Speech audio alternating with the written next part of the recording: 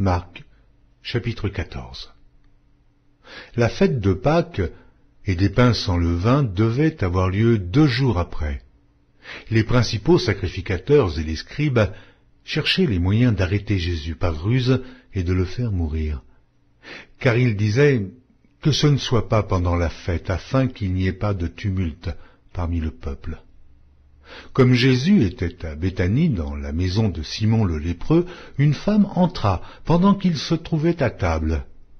Elle tenait un vase d'albâtre qui renfermait un parfum de nard pur de grand prix, et, ayant rompu le vase, elle répandit le parfum sur la tête de Jésus. Quelques-uns exprimèrent entre eux leur indignation. À quoi bon perdre ce parfum? On aurait pu le vendre plus de 300 deniers et de les donner aux pauvres.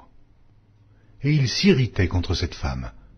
Mais Jésus dit, « Laissez-la. Pourquoi lui faites-vous de la peine? Elle a fait une bonne action à mon égard. Car vous avez toujours les pauvres avec vous, et vous pouvez leur faire du bien quand vous voulez, mais vous ne m'avez pas toujours. Elle a fait ce qu'elle a pu. Elle a d'avance embaumé mon corps pour la sépulture.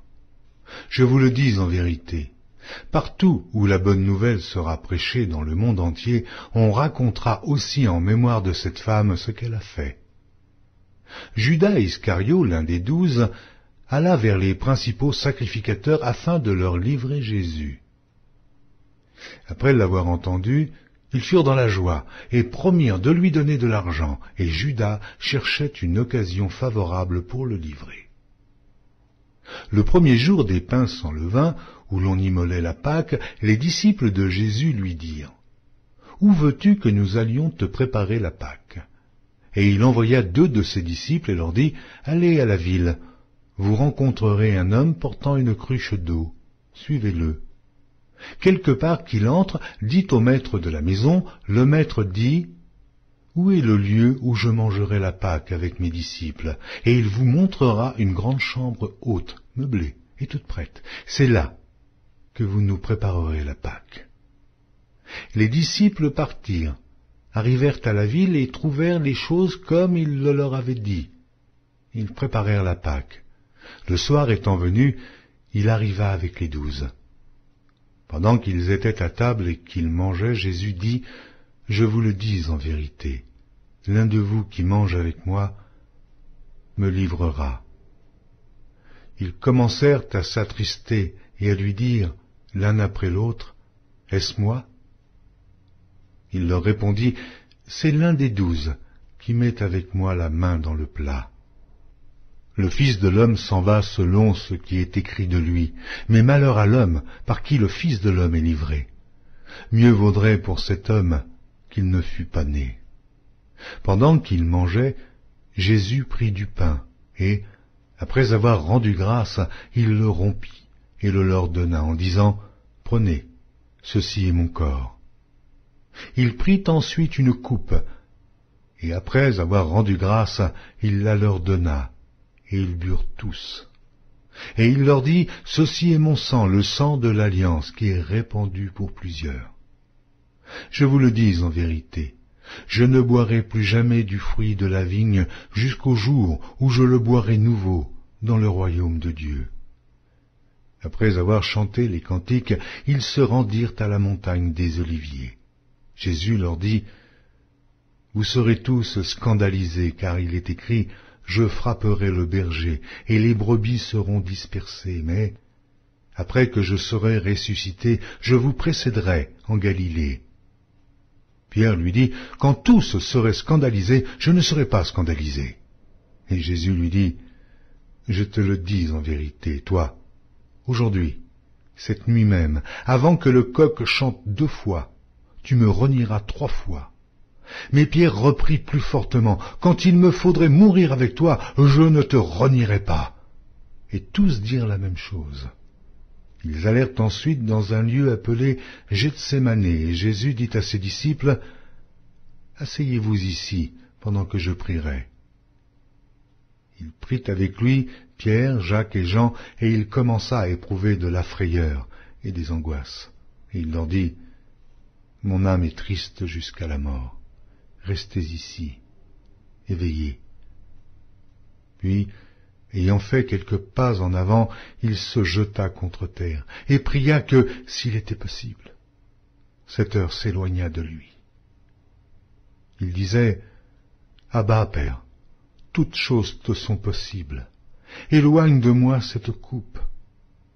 Toutefois, non pas ce que je veux, mais ce que tu veux. » Et il vint vers les disciples qu'il trouva endormis, et il dit à Pierre, « Simon, tu dors?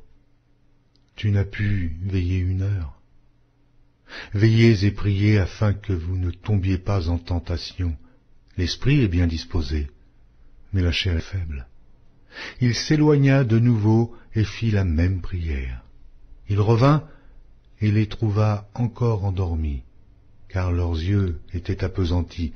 Ils ne surent que lui répondre. Il revint pour la 3e fois et leur dit, « Dormez maintenant et reposez-vous. C'est assez, l'heure est venue.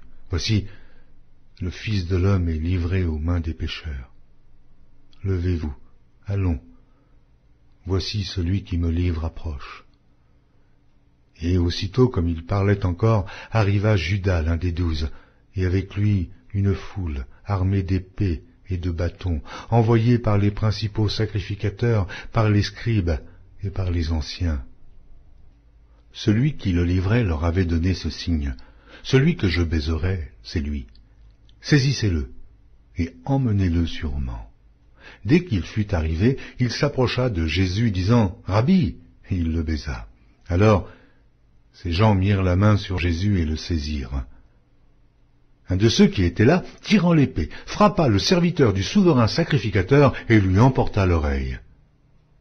Jésus, prenant la parole, leur dit, « Vous êtes venus comme après un brigand, avec des épées et des bâtons, pour vous emparer de moi. J'étais tous les jours parmi vous, enseignant dans le temple, et vous ne m'avez pas saisi. Mais c'est afin que les Écritures soient accomplies. » Alors tous l'abandonnèrent et prirent la fuite.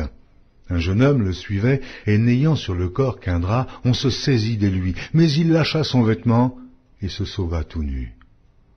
Ils emmenèrent Jésus chez le souverain sacrificateur, où s'assemblèrent tous les principaux sacrificateurs, les anciens et les scribes. Pierre le suivit de loin jusque dans l'intérieur de la cour du souverain sacrificateur. Il s'assit avec les serviteurs et il se chauffait près du feu. Les principaux sacrificateurs et tout le Sanhédrin cherchaient un témoignage contre Jésus pour le faire mourir. Et ils n'en trouvaient point, car plusieurs rendaient de faux témoignages contre lui, mais les témoignages ne s'accordaient pas.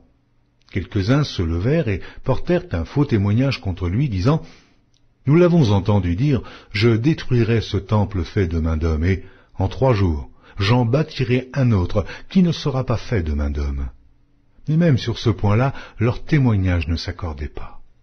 Alors, le souverain sacrificateur, se levant au milieu de l'assemblée, interrogea Jésus et dit, « Ne réponds-tu rien? Qu'est-ce que ces gens déposent contre toi ?» Jésus garda le silence et ne répondit rien. Le souverain sacrificateur l'interrogea de nouveau et lui dit, « Es-tu le Christ, le Fils du Dieu béni ?» Jésus répondit, « Je le suis, et vous verrez le Fils de l'homme assis à la droite de la puissance de Dieu et venant sur les nuées du ciel. » Alors le souverain sacrificateur déchira ses vêtements et dit, « Qu'avons-nous encore besoin de témoins? Vous avez entendu le blasphème, que vous en semble ?» Et tous le condamnèrent comme méritant la mort. Et quelques-uns se mirent à cracher sur lui, à lui voiler le visage et à le frapper à coups de poing en lui disant « Devine !» Et les serviteurs le reçurent en lui donnant des soufflets. Pendant que Pierre était en bas dans la cour, il vint une des servantes du souverain sacrificateur. Voyant Pierre qui se chauffait, elle le regarda et lui dit « Toi aussi, tu étais avec Jésus de Nazareth. » Il le nia, disant « Je ne sais pas, je ne comprends pas ce que tu veux dire. » Puis il sortit pour aller dans le vestibule. Et le coq chanta. La servante, l'ayant vu, se mit de nouveau à dire à ceux qui étaient présents « Celui-ci est de ces gens-là. » Et il le nia de nouveau. Peu après, ceux qui étaient présents dirent encore à Pierre « Certainement, tu es de ces gens-là, car tu es galiléen. » Alors il commença à faire des imprécations et à jurer « Je ne connais pas cet homme dont vous parlez ». Aussitôt, pour la seconde fois, le coq chanta. Et Pierre se souvint de la parole que Jésus lui avait dite. « Avant que le coq chante 2 fois, tu me renieras 3 fois. » Et en y réfléchissant, il pleurait.